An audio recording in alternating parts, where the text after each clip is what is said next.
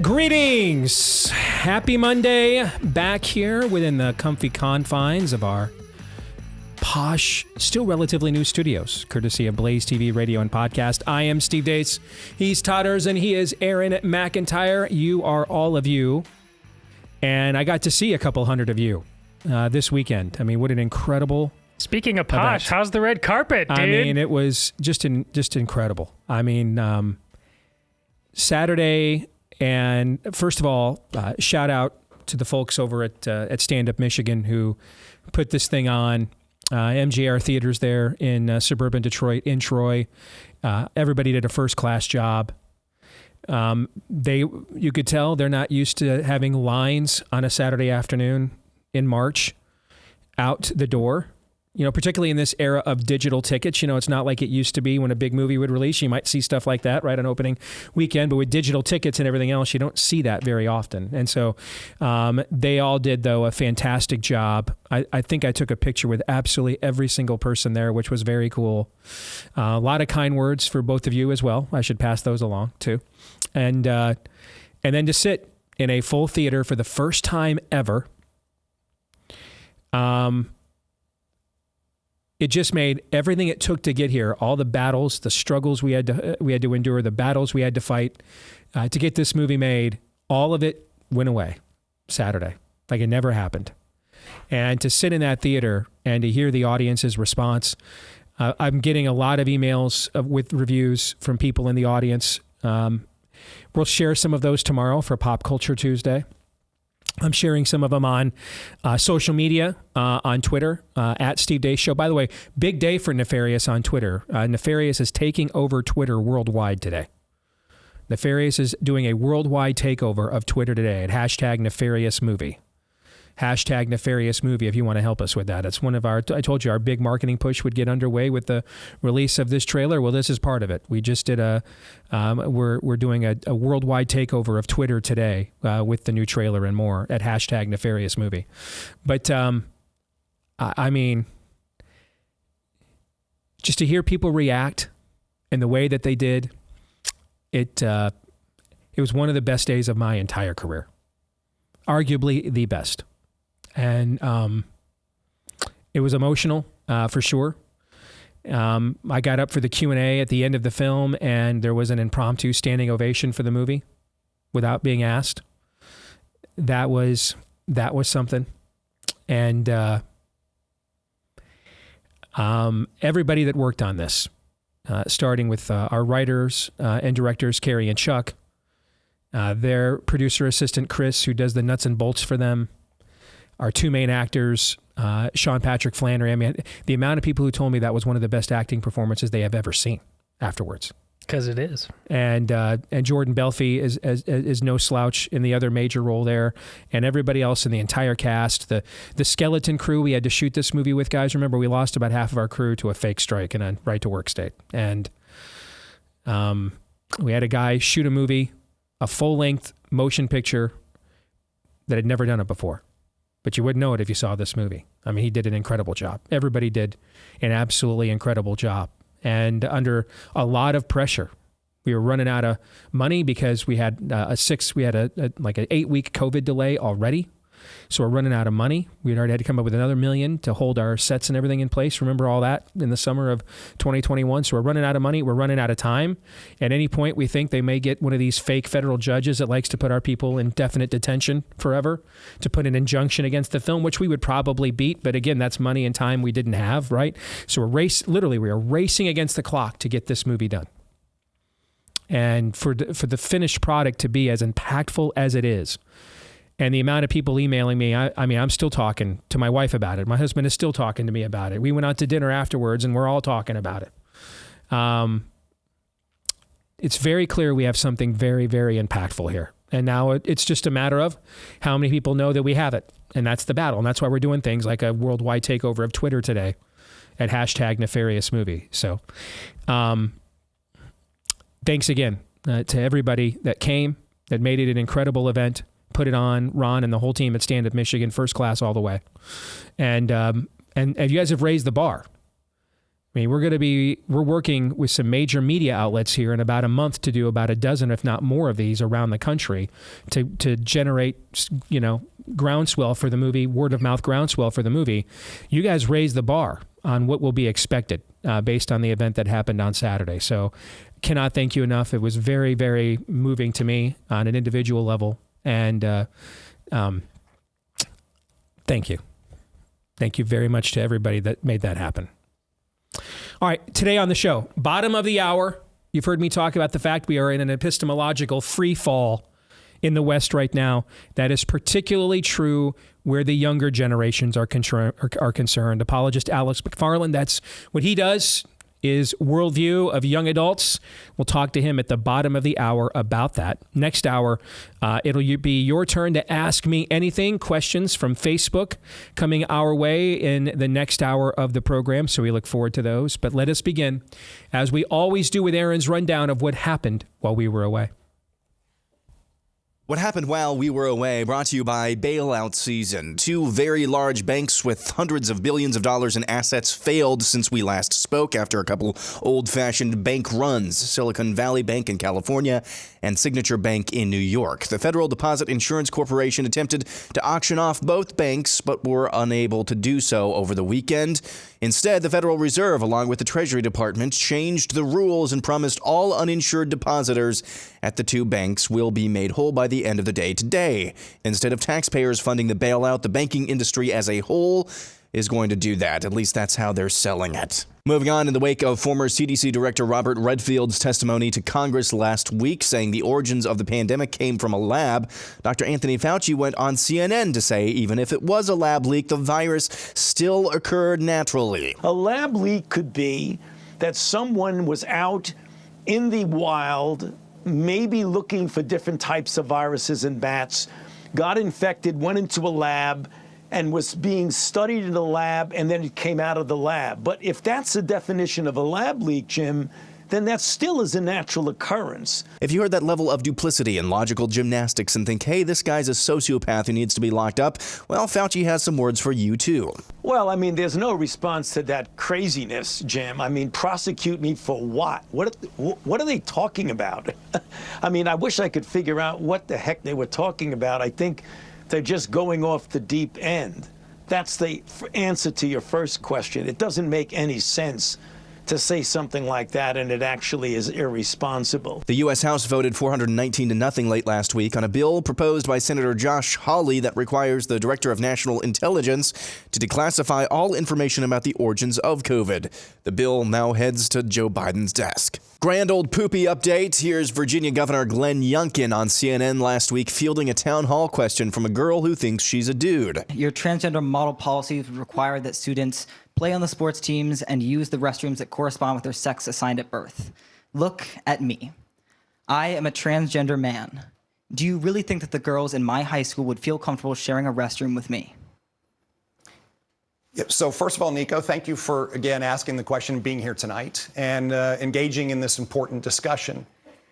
I believe first, when parents are engaged with their children, then you can make good decisions together. And I met your dad, and I'm glad that you're both here together. That's really, really important.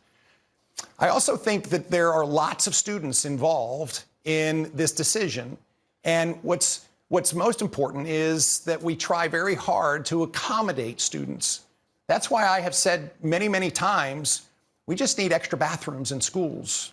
We need gender-neutral bathrooms, and so people can use a bathroom that they, in fact, are comfortable with. Elsewhere across the GOP cringe-verse. I'm not about to let Don Lemon or anyone tell me I'm not in my prime. I'm in my prime because I don't need Google to tell me. I think I'm in my prime because I've never felt better. I'm a wife, I'm a mom, and I'm a member of the U.S. House of Representatives. I'm the first... That's something put out by the National Republican Congressional Committee. Former White House Press Secretary Jen Psaki was at South by Southwest, where she casually called for Fox News to be banned from the White House. The piece here that is very difficult and tricky that I think is not getting enough attention is Fox News still has an enormous viewership. That's right. I don't know if that's going to change. Their business model is not getting Democrats on their air, so I understand and completely relate to Democrats who are saying we should ban it, we shouldn't appear on it. They don't care. I'm not sure they care. Why would they care? So the question is not just what do we call them? Sure, we should decide that. But also, what are we going to do about the fact that they still have an enormous viewership, consuming a huge swath of the country? Also at South by Southwest, Energy Secretary Jennifer Granholm says, it is an existential threat. Do you care about climate change? Do you care about the future for you, for your children? Do you want to know how we can solve it? Through cool technology? She also said China is a model to follow. But I think China has been very sensitive and has actually invested a lot in their solutions to achieve their goals. So we're hopeful that, we can all learn from what China is doing, but the amount of money that they're investing in clean energy is actually, encouraging. As we say, inshallah, God willing, hopefully. Inshallah. In completely unrelated news, global warming princess Greta Thunberg deleted a tweet from over the weekend that she sent almost 5 years ago, where she claimed the Earth was going to end in 5 years. Drag star RuPaul says the quiet part out loud. He's talking about a new bill in Tennessee that restricts children's access to drag shows. Drag queens are the Marines of the queer movement. Don't get it twisted and don't be distracted. Register to vote so we can get these stunt queens out of office and put some smart people with real solutions into government. Speaking to an Argentinian newspaper, Pope Francis said, quote, gender ideology today is one of the most dangerous ideological colonizations. Colin Kaepernick's latest grift is putting his white adoptive parents on blast. Who's spreading a message of empowerment in his new graphic novel, Change the Game. It's his true high school coming-of-age story, his journey embracing his blackness, despite resistance from many, including his white adoptive parents. I know my parents love me, but there were still very problematic things that I went through.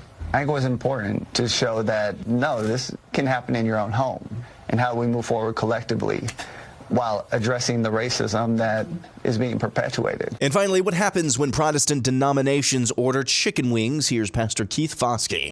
Welcome to Wings R Us. My name is Chad. I'll be your server. Can I get you guys a copy of our wine list? Sir, I'll have you know we're a group of Christians, so there won't be any alcohol at this table tonight. That's right. But hey, when the Baptist isn't looking, I need you to turn this glass of water into a glass of bourbon, huh? Superior theology requires a superior beverage. All right, well, let's just get your food order. Of course, our specialty is wings, so what will everyone be having? I like my wings like I like my sermons, filled with fire and brimstone. Bring me them ghost peppers. Are you sure those are really, really hot? Most people can't stand them. Listen, if I can handle Steven Anderson's sermons, I can handle your wings. That guy is fire. Am I right? By the way, before I forget, I want to give you this gospel tract. Well, thank you. Most people just leave this with their tip. That's just the thing. I won't be leaving a tip. Well, there's a big surprise. It's very important to me that the wings be completely submerged in the sauce. I don't want any part that's not covered in sauce. It's not a real wing unless it's completely immersed. Listen, don't put my wings in the sauce. I want you to bring the sauce on the side. I'll pour it on myself. Yes, I'd like my wings covered in sweet and hot sauce. It's a true via media of flavors, and that's the way I like it. I'd like beer-battered wings, but you can hold the wings and hold the batter. So just beer then? That's my boy. Yes, I have a very special way that I want my wings prepared. I brought a chart with me. It's color-coded, and it gives the 7 different steps that I want my wings made in here. You can just hand this to the chef. I'd like boneless wings, please. I actually don't think we have boneless wings on the menu. Are you talking about our chicken nuggets? Listen, man, if you love Jesus, you're going to call chicken nuggets boneless wings.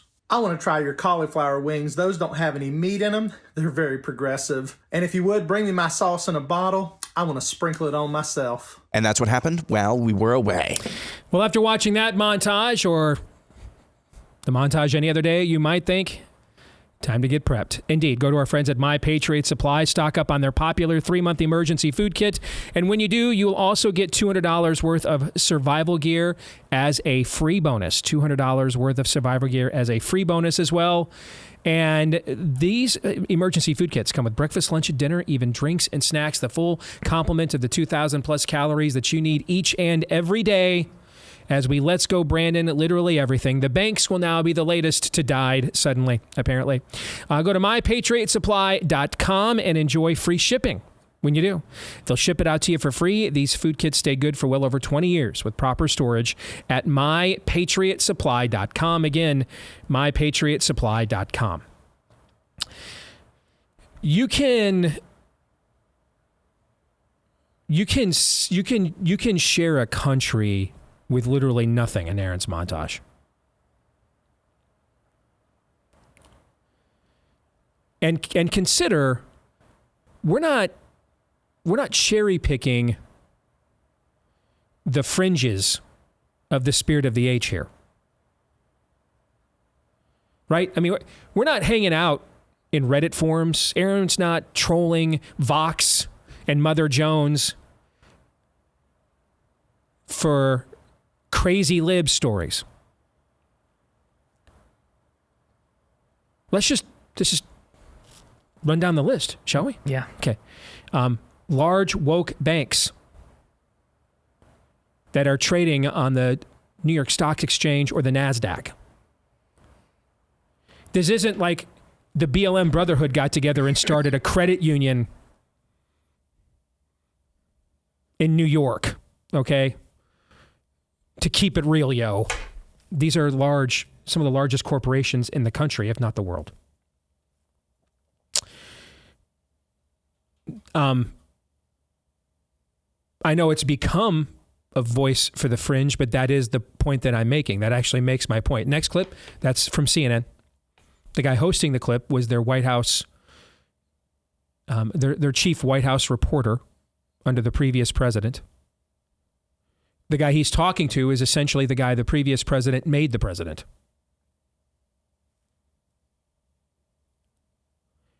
Then you have the governor of Virginia out there saying, yeah, let's just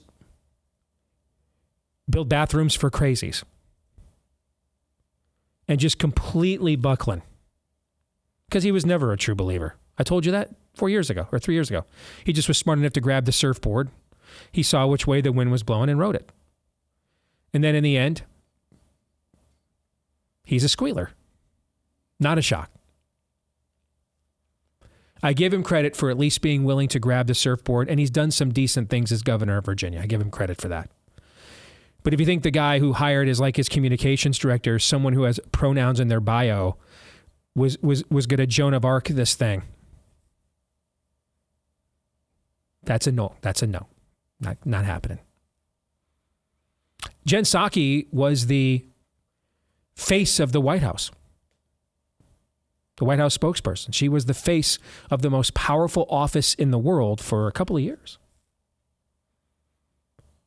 Jennifer Granholm is a former member of Congress and now a high-ranking cabinet official. Again, we're on the fringes here. I mean, we're just completely attempting to just smear an entire line of political thought in America by picking out the absolute worst of their worst and making our points, right? That's what we're doing. No, they're just showing us their A-listers. Can you watch a program without literally live sporting event, news show, whether we're covering them, talking about them, promoting them? Can you listen to a podcast that doesn't include some reference to drag queens today? Is it possible? Anywhere, pro or con.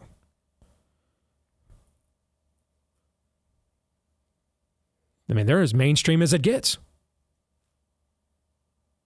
Even when RuPaul is saying, well, we're the ones that come in and groom the kids. That's what he means. We're the ones that come in and groom the kids. Pedo groomers should be executed, by the way. After a fair trial, of course.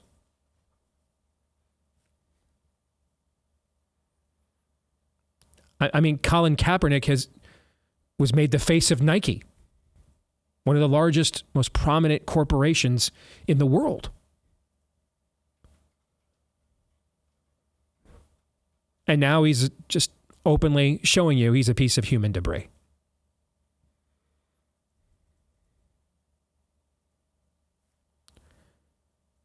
This isn't the fringe. How I wish it were.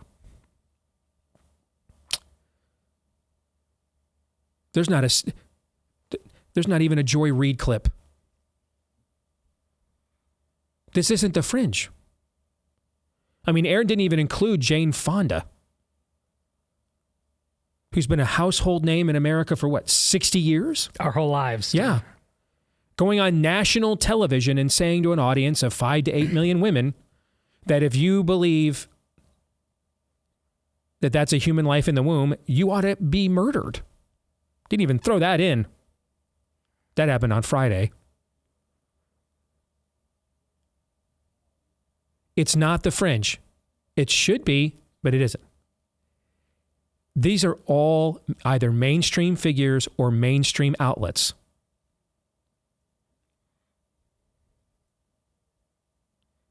And sandwiched in them, you have Glenn Youngkin, who is the perfect symbol for the Republican Party in America as an instrument to do any good against any of this whatsoever.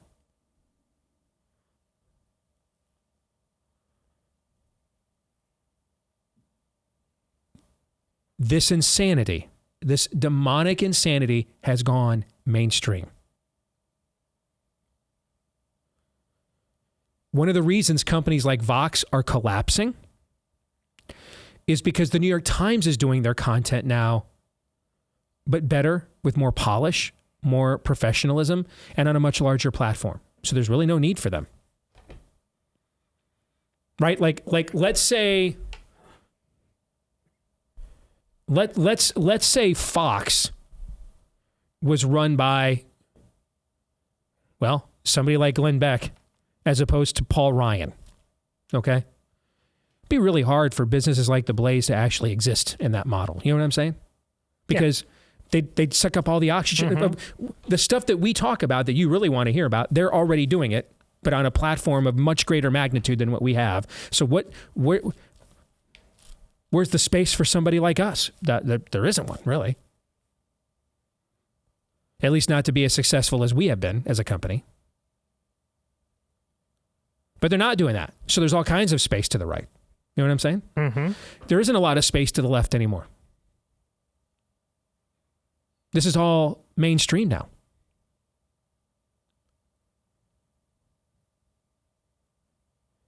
And this is the stuff that all of your neighbors and family members are consuming when they consume these platforms and these individuals and their content. This is what they're consuming. Remember, like when Young Turks had like a massive YouTube audience? Yeah, they're a nothing burger now. They're nothing. Why? What's the guy's name? Starts with a C. Sek Unger, is that the name? Cenk Unger? Okay. Dude's not that good at this. He's just crazy. But he's not really a good broadcaster. Now, like the people who are like really good at this are going to say the stuff Cenk Unger was saying. So why do I need that ham and egger? You know what I'm saying? I can get it now from the A-list talent. Because it's all mainstream now. You cannot share a country with any of this, let alone all of it at once. Which brings us to what is currently happening in the financial sector. Because it may seem like these are separate issues. They're not. Like toy soldiers, one by one, you are watching all of our idols fall. All of them. It is very clear, very obvious. She said to read and understand the signs of the times. It is very obvious that you are watching a spiritual pruning take place within the West, of which America is the most prominent country. Very obvious now. What is not obvious is whether that is occurring in preparation for judgment or revival. That is what's not obvious. But it will be one of those outcomes, that whole revival or bust thing. And there will be nothing in between. Nothing. There will be nothing in between. There is no in between with all the stuff that Aaron just ran down. And all the mainstream aspects of thought that I just confirmed for you have been overcome with this. There is no in between on any of this. There's no ground to stake out. Nothing. We are beyond a zero-sum game. We're just at a zero now. It's just a zero. This isn't a country to save. Whatever this country's become must be defeated. I don't want to save any of this. None of it. I want to crush every morsel of it. All has to be defeated. None of it can be saved. None of it, nothing in his montage, except the parody at the end, is even close to salvageable. And I'm not even sure that the parody at the end is as cheeky as it is, that's salvageable. Because the truth of the matter is, we do, on Team No, apparently, that claims to know what time it is, we do have a lot stronger thoughts about bourbon, cigars, styles, and preferences than we do the literal sulfur and ash falling out of the sky. It's something else when the most encouraging thing on a montage is Pope Francis dropping some orthodoxy, you know? Right. But then you ask, okay, yeah, cool.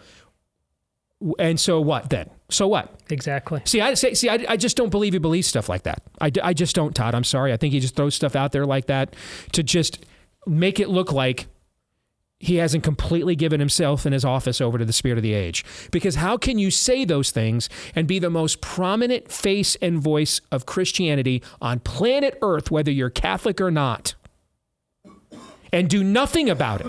If he believes this, why weren't there 10,000 excommunications by 9 a.m. here on a Monday? Do you know? Greenwich Mean Time, 10,000 excommunications. You're of course correct. Because he doesn't mean it then. Because you know a tree by its fruit.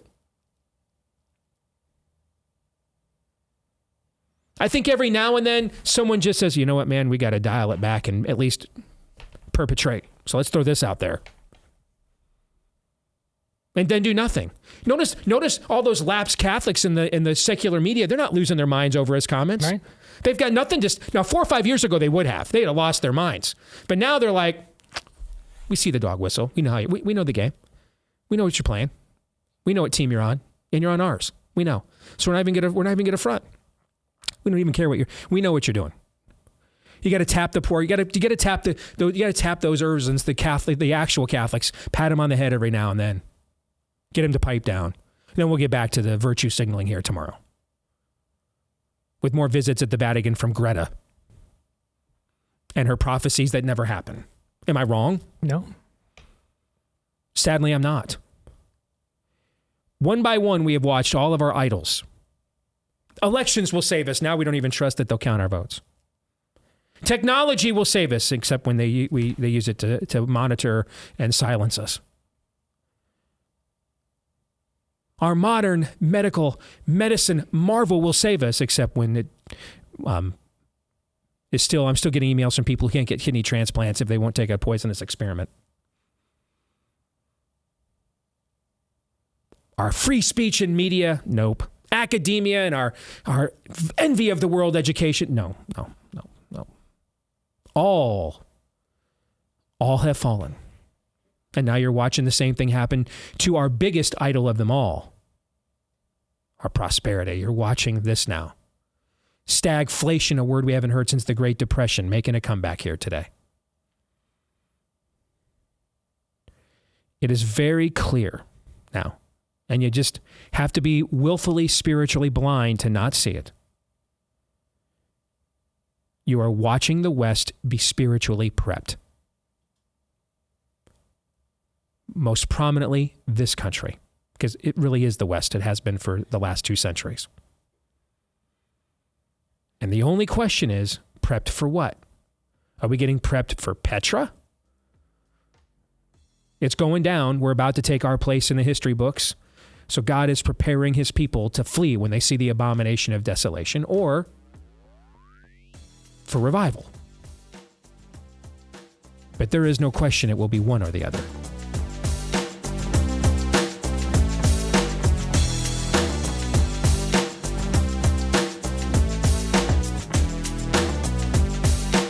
We were proud last year to add Preborn as one of our partners here on the Steve Deace Show here on BlazeTV radio and podcast. Preborn understands that the pro-life fight is more than just a political battle. It is that, but it is more than that. It is also a ministry. And the secret sauce is they love them both the mother and the child. And they understand truth and love. A lot of our churches say they do, but really it's just, a hippy-dippy message. No, they will confront moms. Now, they'll do it delicately, but you bet it's a confrontation to say to that mom, hey, are you sure if you're going to go through with an abortion, are you sure you know whether or not that's a real person you're carrying or not? And so that ultrasound, which they provide for free, so they hear that heartbeat. And about 80% of the time over the years, they have found in the 16 years they've been doing this, that about 80% of the time when a mom hears the heartbeat, her conscience is convicted to not go through it. And that's tremendous. As a kid born to a 15-year-old mom, whose mom considered whether to abort him, that is obviously a big step. But I can also tell you, growing up with a 15-year-old mom, not easy. All right. And so they're there for that mom in crisis and the baby after the baby is born too. Postnatal care, everything from formula to car seats to counseling. And all of that is free of charge as well, provided they get support from people like us. So if you want to be the next person to step in so that Preborn can step up, go to preborn.com/Steve, preborn.com/Steve. Donate now at preborn.com/Steve, or on your mobile phone, dial pound 250 with the keyword baby, pound 250 with the keyword baby. We have talked on this show a lot here so far this year about the epistemological crisis that we are in the West. What is true? Do we even want to know what is or isn't true? Are beliefs true? Or do I believe things because they're true? Worldview has been at the center of Alex McFarland's ministry, so much so that we're going to talk to him today as he is actually presiding over a worldview class, which is very, very cool. And you can check out his latest book, 100 Bible Questions and Answers, Inspiring Truths, Historical Facts, Practical Insights. Go to his website as well, Alex McFarland, MC Farland, alexmcfarland.com. Alex, it's been several years, brother. How you been? It's good to have you back on the show. Oh, thank you so much, Steve. It's great to be back. I appreciate you so. I remember having the privilege of reading your very first book. And so to reconnect is really great. I'm so thrilled at how the Lord has been using you. Tell us about the class that you are presiding over today. Well, thanks very much. You are seeing one of the classrooms at Charis Bible College in Woodland Park, Colorado. CHARIS. Charis is a school that it's really one of the fastest growing Christian universities in the world. And they've got different majors like practical government that's dealing with restoring our constitutional republic. And they've got, obviously, as a Christian college, ministry and business. But this is the global training program. And these students, we're talking about media and doing media training. And so when this opportunity to be on with you came through, Steve, it was like, perfect. So let me ask you this. Do you have any advice for these students that are going to one day go forth and assume their own roles in world media for biblical worldview? Steve Deace, you're a pro. Got any advice for this class? Oh, you bet I do. And since you asked, here's the first and best piece of advice the first and best piece of advice I would give is to take seriously Paul's admonishment and encouragement to offer yourselves up as a living sacrifice. All right, so that would be the first thing I would do is the willingness to go wherever God leads, to say whatever God wants you to say, and to offer the mission up against your ambition at all times and as often as you can daily do that. That would be the first piece of advice I would give. The second would be more strategic. It's not about your tone; it's about the truth. That doesn't mean, by the way, that come up with the most jerk-tastic way to say everything you possibly could. That's not what it means. But we've tried the soft sell. We've done this with guys in Hawaiian shirts and khaki pants and skinny jeans for a generation. We have given this culture the softer side of Sears. It's patently rejected it. All we did is create massive ministries with celebrity pastors and made them New York Times bestsellers. And then by the way, almost none of those guys are anywhere to be found when the bullets start flying. Okay. So jettison all of that. In this era, you got to figure out how I can be provocative to cut right through the muck and the mire, because everybody's getting emotionally affirmed. And so this is a confrontational era. Focus more on what is the truth of what I am going to say, because this era is so lost where truth is concerned, Alex, that any attempt I would make, any tone at all to make, okay, I would try to soften it like he gets us, has tried to do the last few months. They're all Nazis. They're all fascists, okay? So you're going to get called that anyway. So might as well go ahead and bring the pain, bring the thunder. This is not an era that needs to be patted on its head. This is an era that needs to be confronted the way John the Baptist confronted Herod in the streets. And so I would focus much more on the truth of what I'm going to say, and will that truth honor and glorify God? And because in the end, love is not a sentiment or an emotion. Love is a motivation. All right. And so the same God that sent John the Baptist into the streets to say, you're a whoremonger, stop it. That's the same God who stretches his arms out wide on the cross and says, forgive them, Father, for they know not what they do. Both motivations are the same. They are love. Do not buy into the 21st century lie in the West that love is a tone, because that'll get you going right down the road of affirming this world that desperately needs to be confronted. And now you probably regret that you ever asked me that question. Listen. No, this is great, Stephen. And I mean, these guys that have become wealthy and famous, from Amy Grant hosting a lesbian wedding for a relative. I mean, she made her money and got her fame on the backs of Bible-believing Christians. And I want to say this, the people that are the water it down, make it seeker-sensitive, whenever the chips are on the table, I mean, they always cower back and really sell out the very same gospel and biblical worldview that made them famous. And so, Steve, your point is well taken. The time to put on the kid gloves is well past. We owe it to a lost world, and frankly to our Savior, in obedience to Jesus, to tell the world the truth. And we're in a famine of truth, aren't we? Definitely. That's the epistemological crisis, as I like to describe it. Before we even get to persuading the world to the truth that we believe in, this is a world that doesn't even want to accept truth on any level. I mean, I was just flying this weekend. People still want to wear masks. I've seen people get offered on Twitter $100,000 to take off their mask, and they still won't do it.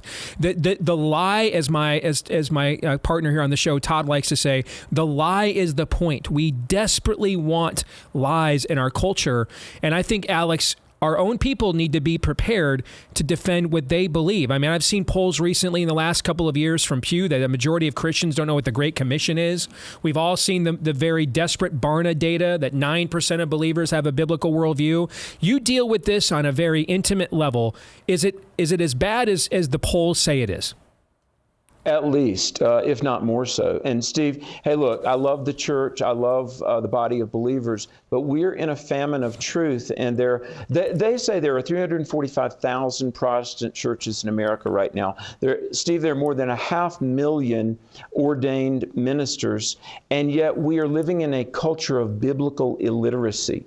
And look, I know there are a lot of pastors that are very selfless, and they are sacrificial, and they serve their parishioners. But we are living in a time, let me close out that Outlook notification, that a lot of pastors have not done their job in passing on the authority of Scripture and the knowledge, biblical literacy, to their people. And part of the reason that people don't know truth, and like you say, we are in an epistemological crisis, is because the pulpits have been silent.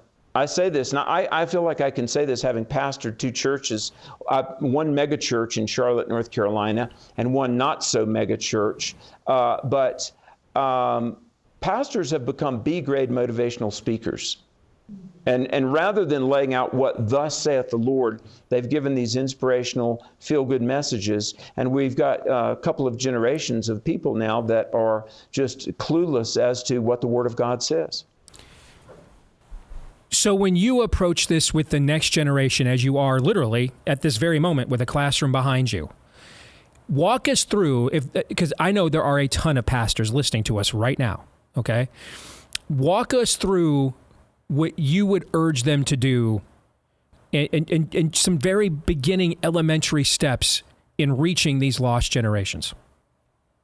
Well, a great question. And I'm assuming that the people that aspire to make a difference in the culture, that they know the Lord and they believe the Bible and they care about America. So those things are a given, I'm hoping.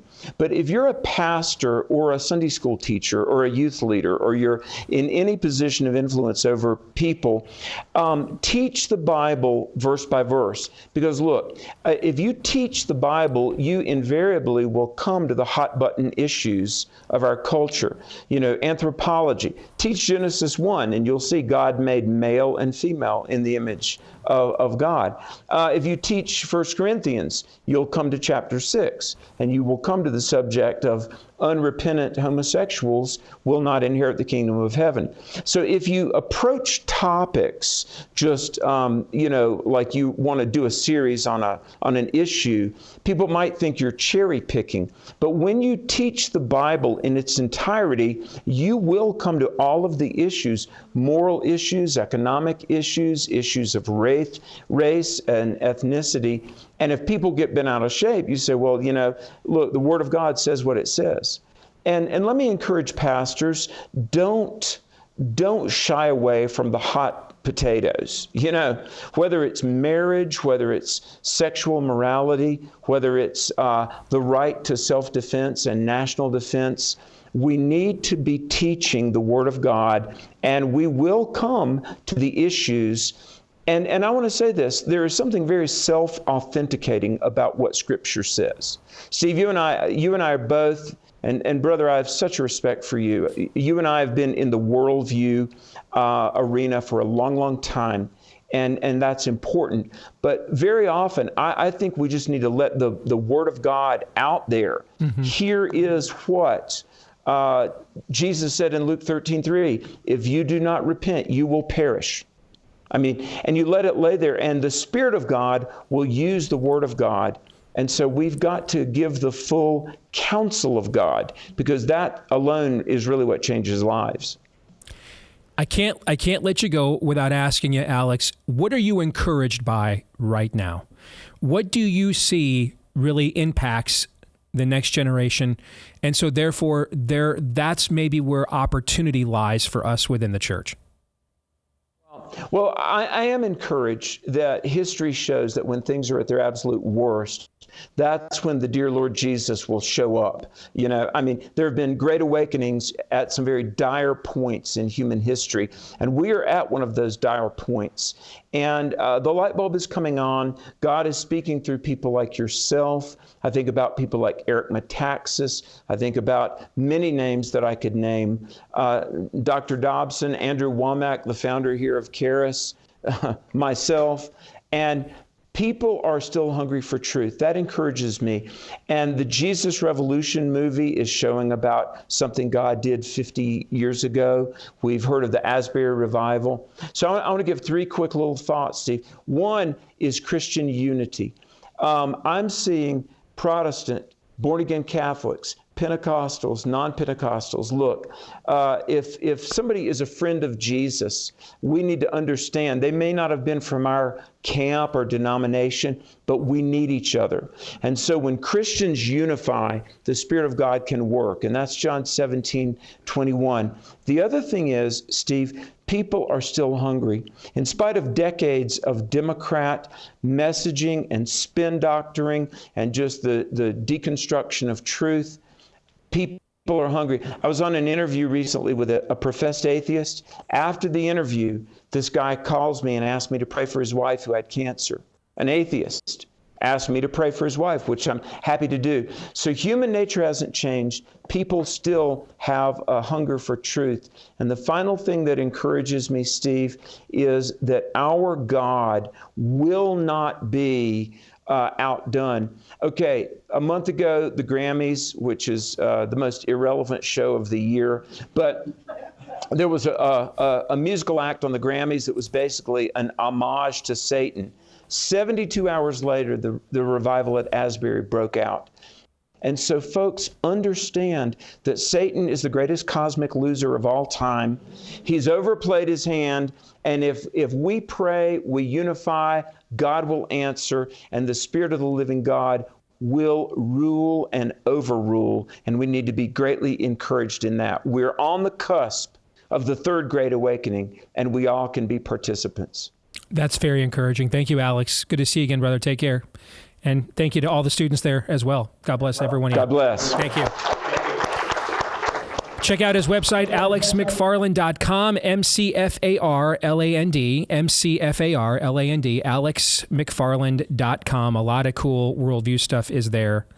And I think that's the first time we've ever done an interview live within somebody's classroom. So that's a very good visual that reinforces the very points he was trying to make there.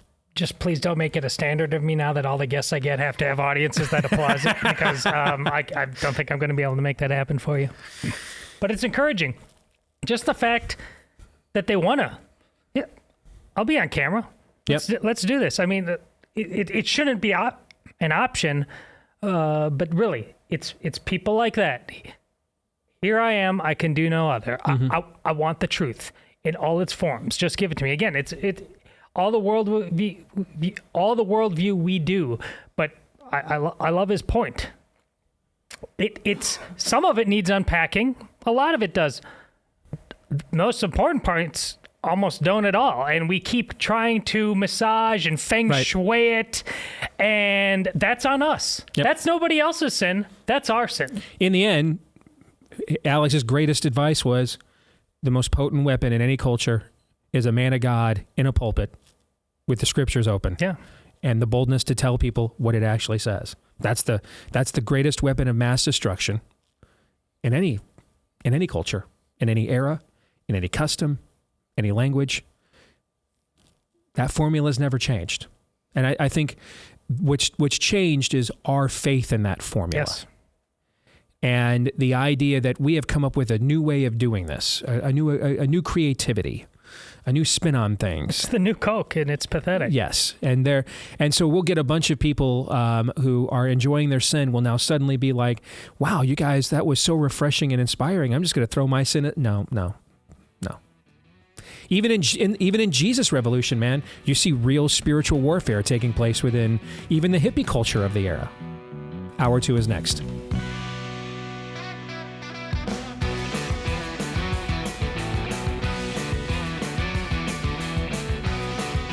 Back here with Hour 2, live and on demand on Blaze TV, radio, and podcast. Steve Deace here alongside Todd Erz and Aaron McIntyre and all of you. And all of you can let us know what you think about what we think via the stevedeace.com inbox. Email the show, steve@stevedeace.com, DEACE. Like us on Facebook. MeWe and Gab. Follow me at Steve Deace Show on Twitter, Getter, Instagram, and TikTok. And you can find me as well over on Truth Social at Real Steve Deace there, at Real Steve Deace on Truth Social. Speaking of Twitter, don't forget we are doing a worldwide Twitter takeover today for my upcoming movie Nefarious, hitting theaters on April the 14th. So if you want to be a part of that, if you're on Twitter, look at hashtag Nefarious Movie, and you can definitely help us with the algorithm there. Hashtag Nefarious Movie is the hashtag for today's worldwide Twitter takeover for the Nefarious film. I saw that Scream opened up to $45 million over the weekend, which is a monster opening for any R-rated film. Good thing we put our trailer in front of that movie around the country. Yeah, absolutely. That thing got seen. That thing probably got seen a few times this weekend. This portion of the show brought to you by our friends over at Patriot Mobile. A lot of you have had it. You're done supporting companies that are raking in hundreds of millions, maybe even billions of dollars while trashing the country and the value system that made it and made their very success possible. And until recently, though, you didn't have opportunities with a parallel economy to give your business instead, and now you do. And thankfully, with one of those opportunities is a product that we all have to use in this day and age, a mobile phone. So make the switch like our family did a couple of years ago. We made the switch finally to Patriot Mobile. Thought it was going to be a big hassle. They made it as seamless as absolutely possible. And then I kind of thought, well, maybe I'm kind of getting the VIP treatment because they're partners with us on the show. Nope. I've heard from so many of you as well that have told me what a great job they did helping you guys make the switch to Patriot Mobile 2.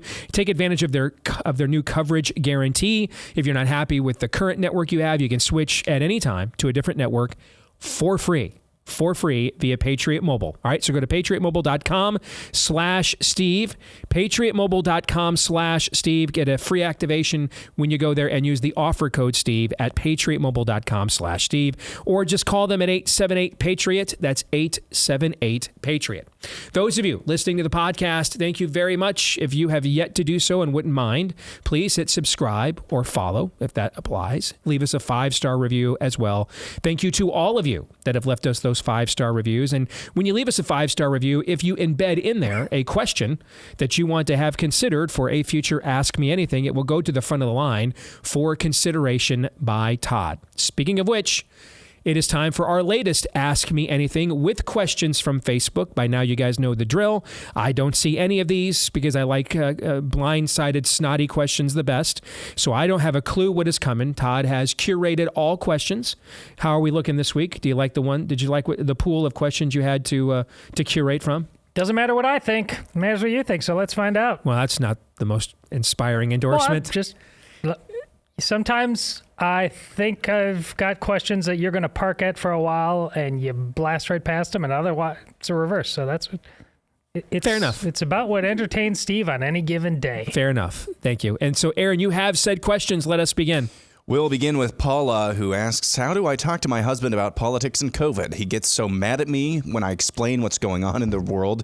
He's choosing to remain ignorant, and he tells me that I'm the reason people can't get along with each other. He believes that we need to compromise and get along with those we don't agree with. He doesn't understand what time it is. Ask him to define compromise. You know, here's what I would do with these kinds of individuals. Ask a lot of questions. Absolutely, the Socratic method. Jesus uses this method throughout the New Testament. The asking of questions to prick the conscience, to get the logic centers in the brain moving along here. All right, rev those engines up. Because for a lot of our fellow countrymen, they're dead. I mean, they're like a pilot light on a gas stove that you're not supposed to have anymore. All right, the stove is there. It's cleaned up. Looks like it'll work, right? You go to turn that thing on though, and it's just there's no flame because the pilot light is out. So what I would do with your husband is ask a lot of questions when these conversations come up. Oh, hey, sweetie. Okay.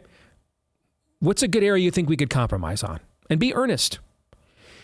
Don't make it seem as if you're trying to corner him. You are.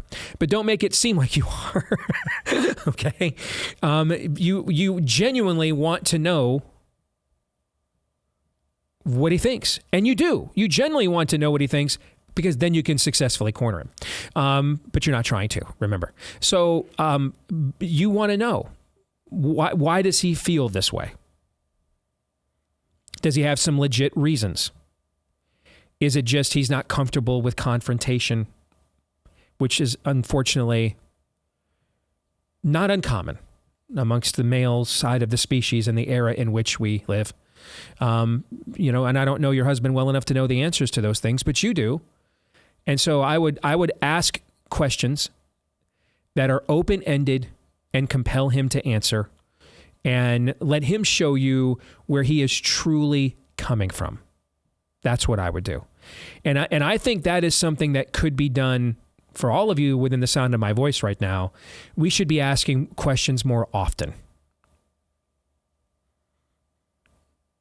I mean, to you guys, when you hear me say, what is the benign, innocent explanation for this? When you guys hear this, you know what I am doing. You know already there isn't one. That's why I'm bringing that point up. But right now, if you're the audience of this show for any extended period of time, you're already, man, at the PhD level of critical thinking in America, okay? And that is more of a statement about where things currently are in America than it is a pat on our own shoulders. Fair? Mm-hmm. Yeah. So that's just the reality of the situation. But when I say these things in open areas of social media censorship. It is to prick the conscience. You tell me. We have a 20% increase in cancer deaths in Aaron's age group right now. 20% increase in cancer deaths in Aaron's age group. What's the benign, innocent explanation for that? Because in your age group, Aaron, it ain't about a lack of early screening and detection. You're not doing cancer screening at 30 years old, okay? So that ain't it. We could say that, and I have pointed that out when we've talked about the rise in excess deaths around elderly populations, of which you and I are rapidly approaching that description, Todd. Mm-hmm.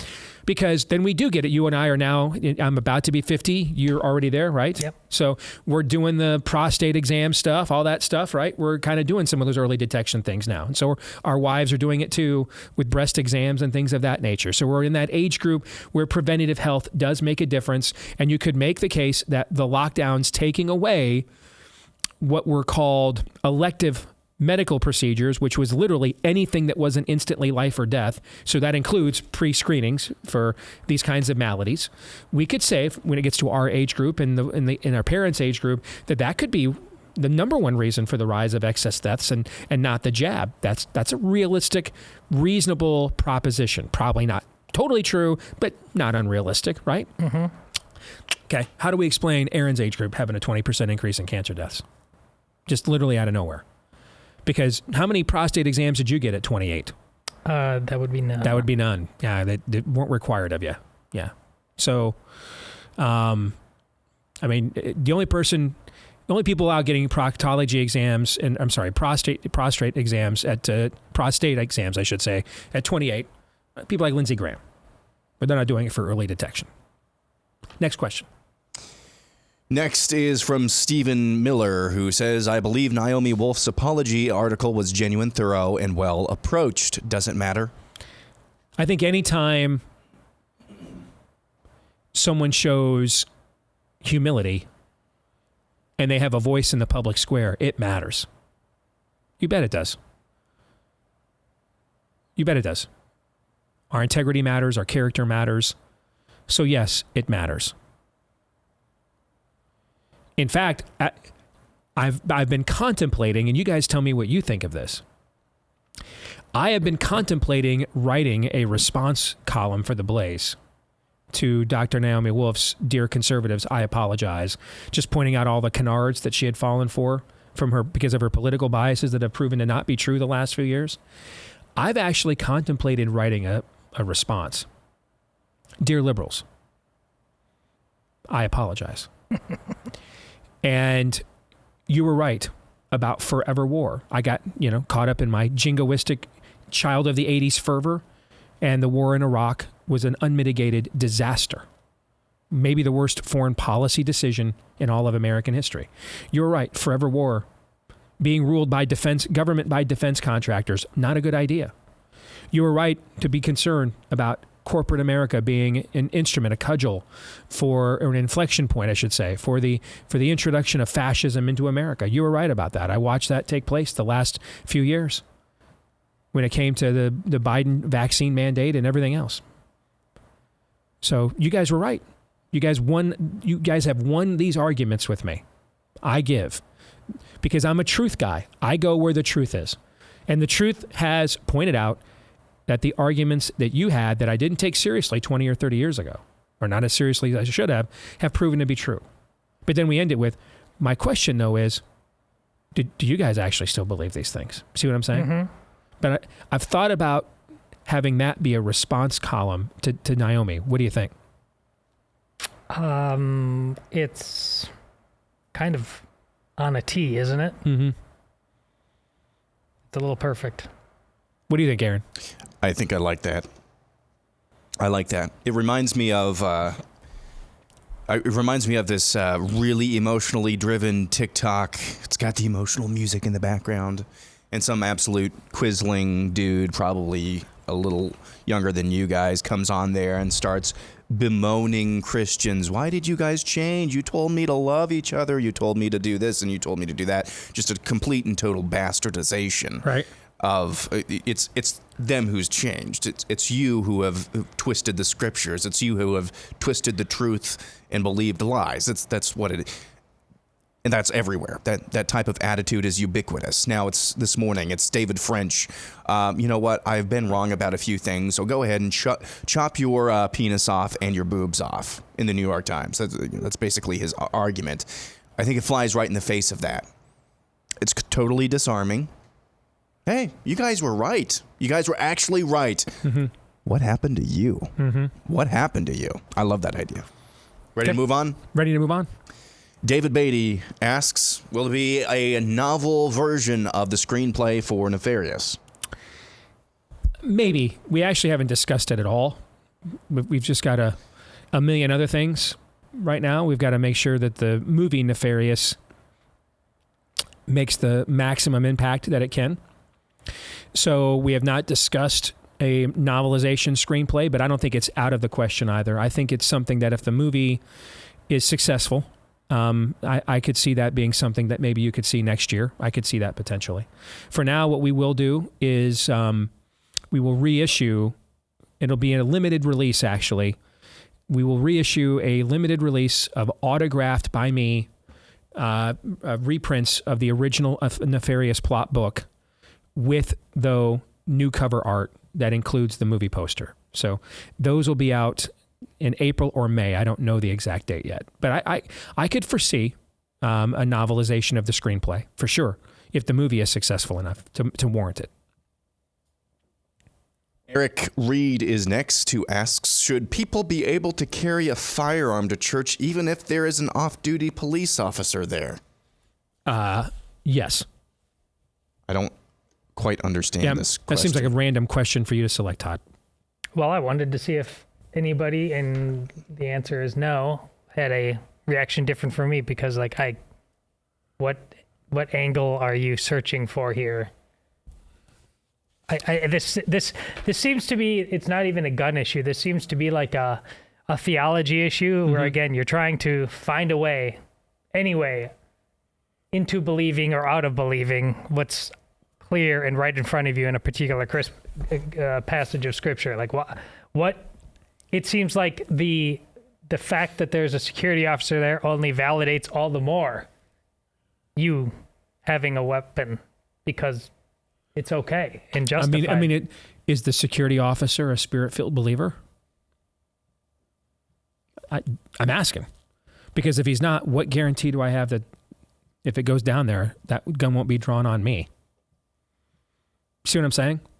Like let's have the criminal equivalent of that Glenn Youngkin clip from your montage. Someone who's not really one of us, just thinks the other side's a kind of crazy, okay? But then gets confronted like right to his face, and man, you could see the look on Glenn Youngkin's face, okay? I mean, he is sweating. He's got the same pained look on his face your Nan Pop has after he's taken his third dose of prunes and he still can't squeeze one off. That's the look on Glenn Youngkin's face. You're laughing, but it is, isn't it? You can just see the pained look on his face, okay?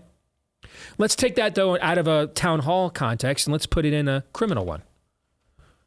Someone walks in, man, with evil intentions, okay? And these are white Christian nationalists, racists. My brother, my trans brother killed himself because of what gets preached here. You see where I'm going with this? That all goes down. You sure... If the security person isn't a spirit-filled believer, you sure that when they draw their weapon, it ain't against you? Sure they don't buckle? Yeah, you're right. These are terrible. Do we know? Do you know that? I don't know. I'd want to know before I decided, yeah, okay, I'll go ahead and outsource my defense to you in that regard. I'd want to know questions like that. We're in an era where you need to, I just go back to the first question we had, and I said, ask your husband a lot of questions. We need to ask everybody a lot of questions. I saw Tim Pool had a poll over the weekend. Should people with mental illness be allowed to carry our firearms? And my response to his poll was, if the social compact were not broken, the answer to this would, of course, be no. But we live in an era where the spirit of the age will seek to define you in the harshest terms possible. We're mentally ill. We are. We are. Every single person you are listening to on this show, everyone with the sound of my voice that wants to listen to shows like this, you're mentally ill. I mean, why would you want to listen to those alt-right Christian, white Christian nationalists? Those racists, those xenophobes. So it's not that simple now. This is what the Bible means in Proverbs when it says, what can the righteous do when the foundations be destroyed? The foundations of this civilization are gone. Destroyed. And so it requires a lot less trusting and benefit of the doubt and a lot more asking of questions. So, I mean, I'd literally ask, if you believe, if you are a concealed carry guy and you go to a church that says, hey, I don't want, you don't need to carry, we've got security. Do I know that security person? Are they a spirit-filled believer? Do I know if the spirit of the age shows up in the lobby armed, they're not going to Glenn Youngkin me and turn on me? I'd want to know questions like that. And I think everybody needs to be thinking along those lines. Don't take anything for granted. Ask questions about everything.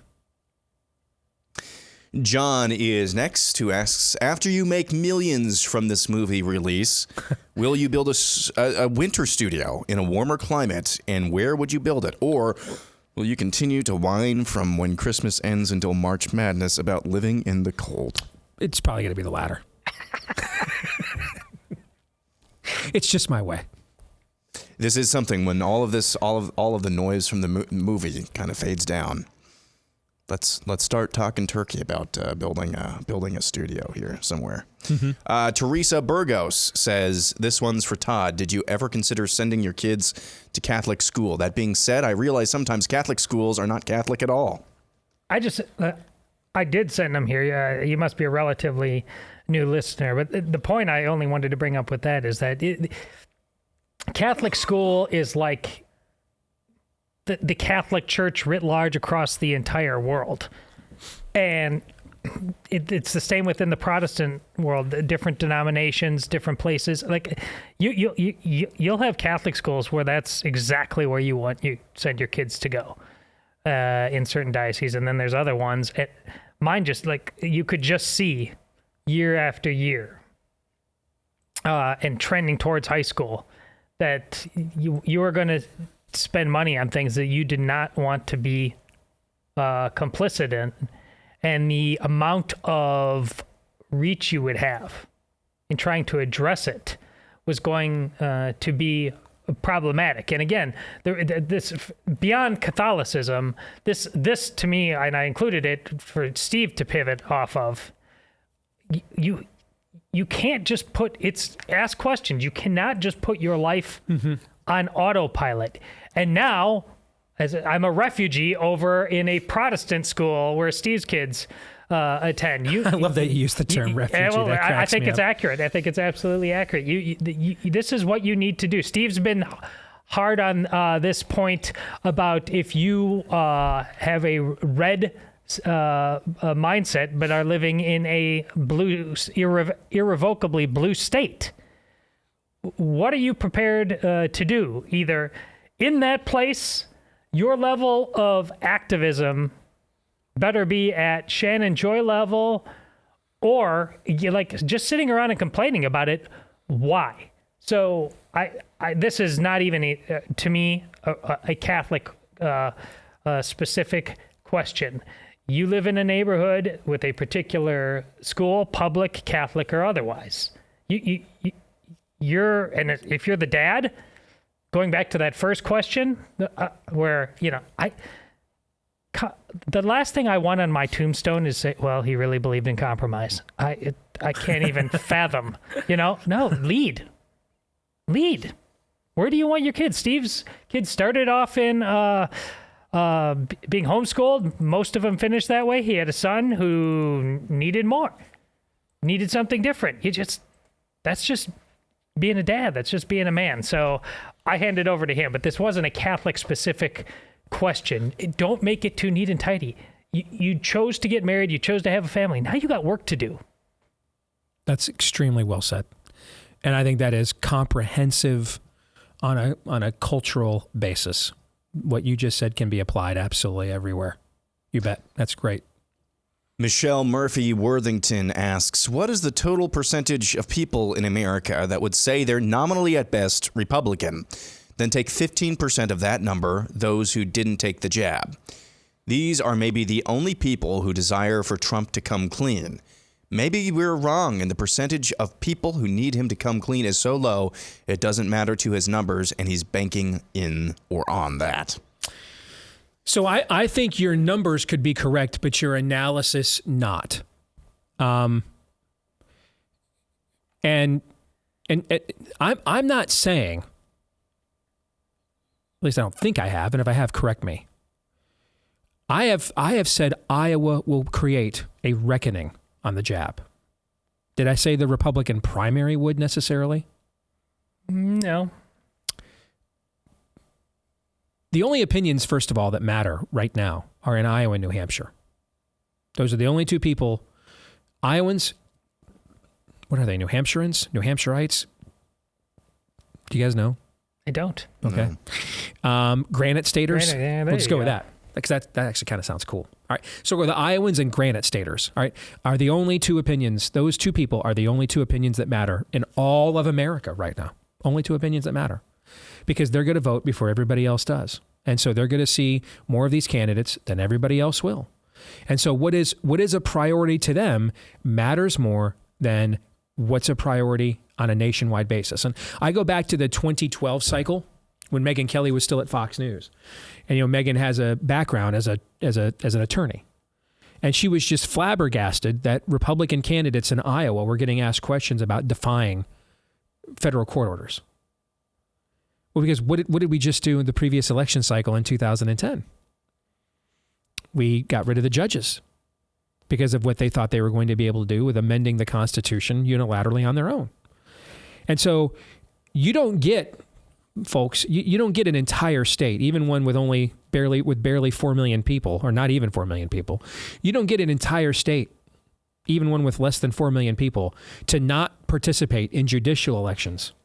And then all of a sudden get a majority of them like that to participate en masse and then vote against judges who, many of whom they don't even know the names of, without a lot of legwork. Okay? I mean, Bob and I and a small group of us did months and months and months of legwork. Bob traveled the state. I was on a 50,000 watt station across the entire state every day. Really, we were discipling. We were catechizing. That's really what we were doing. All right? So, because a lot of people didn't even know you turned the ballot over and there were other names on the other side, let alone turn over and participate. Okay. So now that we've got this mass base of people in Iowa that we have discipled on this and educated and mobilized on this, they're now going to want to go the extra mile. So they start asking Rick Santorum and Ron Paul and the candidates that were here in 2012, they start asking him, what if the Supreme Court says, we're going to demand that you disobey the Constitution? Are you going to do it? These guys had never gotten any questions like this before. And they weren't getting these questions anywhere else, by the way, only here. Okay? So likewise, we have long had a very strong medical freedom / anti-vax movement in Iowa. And it actually is because of the fact that we have a lot of hard left-wing, real anti-corporatist left-wingers, not the fake ones we see on TV, like real ones, okay? Real anti-corporatist left-wingers who don't trust big pharma, okay? And then a lot of the homeschooling community that has a great distrust for the idea of science that rejects the existence and sovereignty of God and just treats human beings as if we're nothing other than an evolved, upright vat of chemicals. You know this better than me because this is your native tribe. Yeah. Okay. This has always been a large systemic voting bloc in Iowa. Has always existed. What have the last few years done to said voting bloc? Well, it hasn't made it shy away. No, it hasn't. No. Now it puts on major events, okay, that people around the country come to Iowa. Yeah. And you've gone to these a couple events. Of these, yes. Yeah. So that group is going to absolutely, when you're talking about mean, when we got more votes in the Iowa caucuses on the Cruz campaign than any candidate had ever gotten in Iowa before, and he broke, what was it, 40,000 voters, I think it was. So we had the largest turnout we'd ever had in an Iowa caucus before. It was about 175,000. If I haven't looked at these numbers in a while. That rings true to me, somewhere in that number. Okay, so when we're only talking about 150 to 180,000 people are going to vote, not as many people take part in the Iowa caucuses as you think. Okay, so when we're only talking about 150, 180,000 people are going to vote in this thing, you bet your sweet bippy 10, 20, 30,000 people that are really committed on something have a huge say in who wins this thing. A huge say in it. And so we're absolutely going to have a reckoning in Iowa on this. You bet you will. You bet it will be one of the determining factors in this state. You bet it will. I promise you it will. Now, I have no idea if I doubt Trump will get asked about it anywhere else. I don't know. You're probably right. But it doesn't matter that he doesn't get asked about it everywhere else if he gets asked about it constantly in the state that's going to vote before everyone else. And so since he's going to get asked about it constantly in the state that's going to vote before everyone else, that means everyone else is going to be hearing his answers on this, right? Mm-hmm. So it absolutely matters. Which is why he needs a good answer. A better answer than DeSantis shut the beaches down for 2 weeks. That ain't gonna fly. I promise you it won't. This group Steve is talking about, we're used to, some fog of war, but if Trump keeps leaning on stupid hard on this, they'll be like, okay, you're dead to me. I mean, we tried. Absolutely will. I promise you that'll happen if he continues down this road. He will not win here. You bet. All DeSantis has to do is win one of the first few early states, and then get it into states like North Carolina, his native Florida, that are much more suburban, less friendly territory to a Trump. That's all he's got to do is not get knocked out in the first few states. He has to win one of them, okay? And if there was ever a state equipped for him to hold a trial on the management of COVID between what happened in Washington under Trump and what happened in Florida under his guidance, this would be the place that is perfectly suited for that trial to occur. We'll come back. More of your questions in a moment.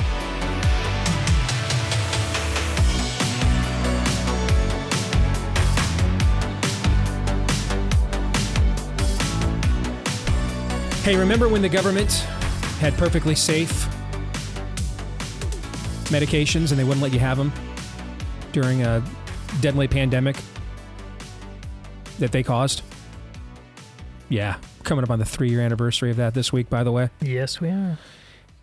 Don't get caught flat-footed again, because unless we punish them for doing it the first time, they're going to do it again.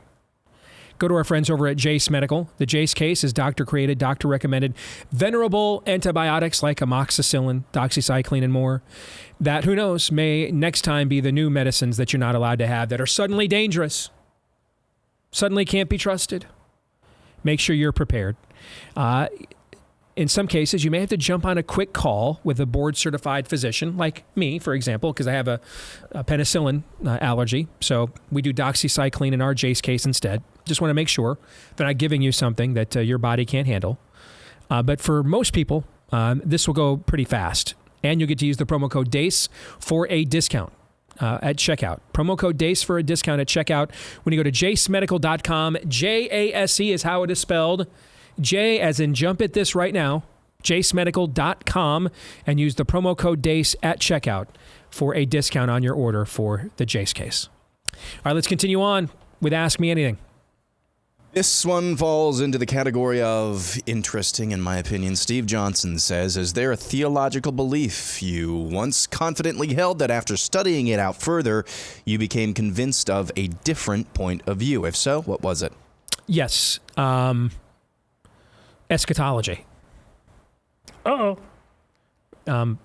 Most Americans, going back to the Schofield Bible notes, most American Christians have only been exposed to one eschatological viewpoint. So, my wife and I, when we first got converted, we bought every Left Behind book. We hung, the day they came out, we hung like on every word. By the way, they're extremely well written. Except Nikolai does get really kind of one-dimensional as it goes on, and you start thinking to yourself, okay, who's going to follow this guy? But what the hell do I know? That was pre-COVID, no. True. And they also sold 100 million more books than I did, literally. So they clearly know something I do not, right? But I had no idea that there were other theories and other theologies of eschatology. Didn't have a clue. I'd never heard the term post-millennial. I'd never heard the term amillennial. I didn't even know what like a post-trib rapture was. Most Americans have only, and I would say Christians and non-Christians alike, most Americans have only been exposed to the Hal Lindsey Late Great Planet Earth, which was the second best-selling nonfiction book, I believe, of the 20th century, or certainly was up there. That sort of Tim LaHaye, Jerry Jenkins view is the, and it's not just them. I'm just using their names because they're the biggest names. They wrote the most important books on those topics. But that viewpoint is really all premillennial dispensationalism. The vast, overwhelming majority of Americans have heard about the end of days from a Christian perspective. So it was during, my hefty renewing of my mind portion of my conversion, and I want to know who are all these celebrity ministers and who's on this Christian channel and who's legit, who's not, what's a prosperity gospel and all that. I mean, I just intently for several years studied all of this as much as I could, listened to as many shows and watched as many shows and read as many books and stuff as I possibly could for several years. Just went through like a theological boot camp. And along the way, I ran into a guy inadvertently named Gary DeMar,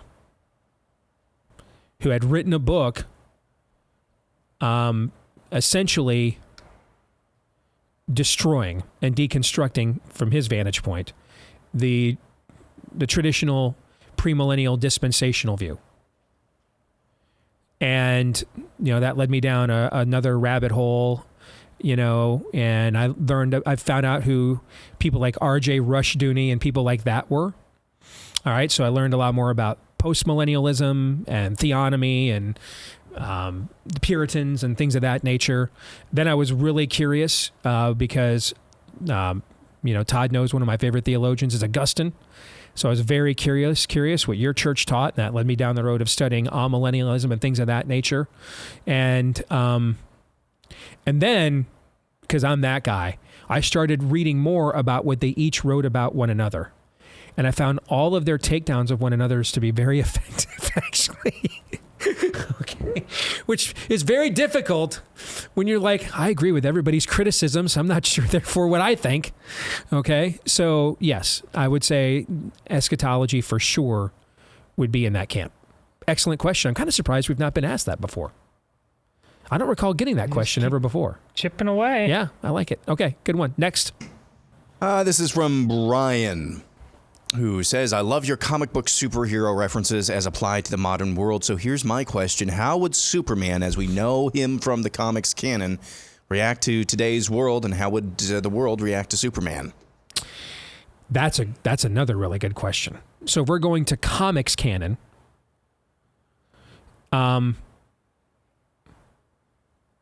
I think that this world would have a very difficult time reacting to the creation of a mythology around an altruistic superhuman and if you follow and if you know the origins of Superman as a character and his inspirations, they include Moses and Jesus, basically. Right? So just like with Moses, he is placed into a vessel and sent away for a doomed civilization. Same thing happens. Moses' birth parents put him in a vessel and sent him up the stream to get away, during a time of great persecution. And he becomes a stranger in a strange land when he is adopted, essentially, by another world. In this case, it's Earth. In Moses' case, it's the kingdom of Egypt. And then you see the notions of the altruistic messianic hero who provides earthly forms of salvation for no other reason other than the love of his mission and of the people that he was sent here by his Father to set an example for and to save. You see any parallels there with that? Yeah. And that's why when you go back and you watch the old Richard Donner Superman trailers and messaging and from the 70s, you can see all that on YouTube. I mean, and you see it in the movie. They fully embraced all that stuff. They went full bore with it. And that Superman also introduced during a time of great cynicism and nihilism coming out of the collapse and failure of the hippie movement and all the scandals of the 70s and the assassinations and everything else. Donner really played that up. I mean, there's even an exchange in one of the original Superman trailers that's a direct quote from Jesus in the Gospel of John. I am in where he talks about I am in the Father and that the Father is in me. I mean, that's right out of the Bible. And that audience loved it because they were still barely a generation away from these sorts of notions being common in the culture. We're a couple generations away now. I don't think we could appreciate it. I think this has been the struggle in, even though it's exactly the kind of content we need. We need that level of inspiration. And I think this has been the struggle of Hollywood to make a Superman film and create a franchise around him for decades, is because I think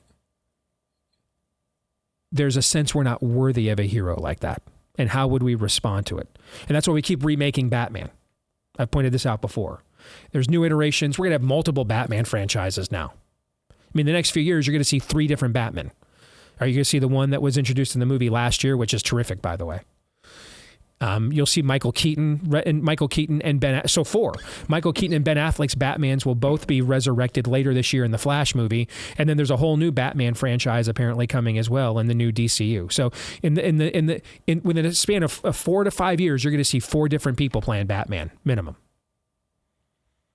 Because the idea of the person who's broken and never is healed, but still manages to do some good in the world, we see ourselves in him. So we can't get enough of the broken vessel. And Batman is perpetually broken. He's never made whole. He never recovers. He's never healed from what he witnessed in Crime Alley that day. I think that and I will be fascinated to see what James Gunn, who has shown he is masterful at creating irreverent content, whether it's Guardians of the Galaxy, Suicide Squad, things of that nature. He has shown to be masterful at irreverent content. I will be fascinated to see what he does with Superman. Now, I think Zack Snyder's Man of Steel is a phenomenal film. But that film absolutely, while still pointing out, the whole stranger in the strange land motif, absolutely played up the traditional allegory aspects of Superman. Right down to before he reveals himself to the world in that film, he goes to the church he grew up in and goes and seeks the counsel of the priest to see if the world is ready for him to reveal himself. And that film was a box office disappointment, even though it's nearly perfect. It's nearly flawless as a Superman film. Why? Because 10 years ago, the idea of even a more in-tuned, emotionally messianic figure, who's still a messianic figure, doesn't resonate. Because deep down, this is why there's so much apocalyptic content right now. What's the number 1 show in America right now? The Last of Us. It's the number 1 show in the country right now. Previously, what was one of the number 1 shows in the country? The Walking Dead. They're the same show, same genre. Just different storylines. We can't get enough of the apocalyptic stuff because I think deep down we know we're not worthy of being saved. We're not worthy of it. So Get busy living or get busy dying. We can't get enough of the drain circling. I think a messianic mythological character shining in the sun as an example to rise above our base natures, I just think that is something the West is really struggling to be inspired by or to be entertained by. And so I will be fascinated to see what Gunn will do with it, because that has not been his style of storytelling his entire career. So maybe he won't. Maybe he'll give us a woke Superman. And if he does, I think that will flop too, because you'll alienate that core traditional Superman audience, just a different segment of it than you've alienated before. Does that make sense? Mm-hmm. So I will be, that's almost to me like a sociological experiment to see what the king of irreverent, the guy that got fired by Disney for, I don't even remember what the tweets were from back in the day now. What were they about? Do you guys remember? Something involving kiddie porn or something, maybe? He did have to do something along those lines, yes. But there's no question that when it comes to irreverent storytelling, Gunn is masterful. And now putting this figure, mythological figure, into his hands. What was Donner's other big movie before he did Superman, guys? Do you know? Oh, it was a horror movie. It was The Omen. Yeah. Donner went from The Omen to Superman. He went from the Antichrist to the secular Messiah. So really, he told the same story, just the other side of the street.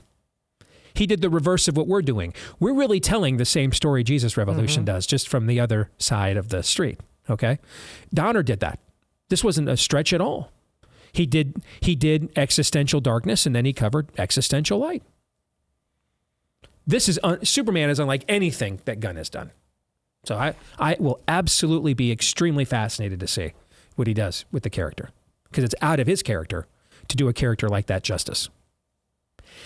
Breathe some life into your backyard with fastgrowingtrees.com this spring. From shade to fresh fruit to privacy, natural beauty, let fastgrowingtrees.com help you plant your dream garden with their expert advice and fast, reliable shipping. I was looking forward to reading this live read today, because I came home to complete winter desolation, and I just need to think that someday I might see green again. FastGrowingTrees.com's plant experts curate thousands of easy-to-grow plants, shrubs, tree varieties for your unique climate and needs. And sometimes it's hard to know which plants will do best, no problem. Because with FastGrowingTrees.com, you'll get customized recommendations based on your specific needs and climate. So no more waiting in long lines. We're going to have Zoe's graduation party at the house this year. That's where she wants to have it, in the backyard. So Amy and I are like, we might have to spruce up this backyard a little bit. So Amy got on Fast Growing Trees last week, picked out a couple of things to join the over 1.5 million happy Fast Growing Trees customers right now. FastGrowingTrees.com/Steve. FastGrowingTrees.com/Steve. You'll get 15% off your entire order at FastGrowingTrees.com/Steve. Let us do a couple more real quick. All right. This one is from Jan Graham. What would 50-year-old Steve say to 20-year-old Steve if you could go back? That's a tough one, because I do think the mistakes we make, if we're willing to learn from them, help to frame and forge the person that we become later on. Okay? So I'll go with this one. Eat less carbs. Don't become 400 pounds. You won't believe how many years it'll take you to undo that damage the old-fashioned way. I'll go with that. Rob Korzer says, now that you've produced one movie, what book, not authored by you, would you like to see adapted for the screen next? There is very underrated book from a few years ago called Paul versus Muhammad, I think is what it is called. Or Paul and Muhammad, Paul versus Muhammad. And I think it takes place at the Astrodome, and via holographic technology, they've downloaded into these algorithms all of the writings of St. Paul and Muhammad. And they've come up with renderings of what they likely would have looked like in the periods of time in which they lived. And they just have the largest the largest audience for a theological debate in human history watches this debate take place between Paul and Muhammad. And I mean, it's a great read. It's a great book. I think it'd make a hella movie, actually. If we all don't get killed and our throats slit for making it. Yes. Final one, real quick. Katie asks, do you think Fox News will have you on once Nefarious is released? What's the over-under on that? Are we including Tucker in that? Possible. If you exclude Tucker, I'll speak at CPAC first. Okay. All right, so that'll do it. We're going to stick around and do overtime for Blaze TV subscribers. For the rest of you, we'll see you tomorrow, noon to 2 Eastern, right after Glenn Beck. Until then, John 3:17.